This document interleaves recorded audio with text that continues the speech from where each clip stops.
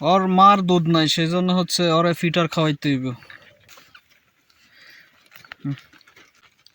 অন্য ছাগলের মধ্যে আমার এখানে দুধ নাই, যার ফলে ওরে এই শেষ ভরসা এই ফিটার, আর কোনো উপায় নাই।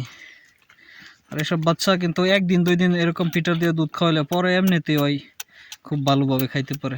দেখেন এখন যে খাইতেছে খুব ভালোভাবে, নয় বুঝতে পারতেছে যে এটাই ওর শেষ ভরসা। যা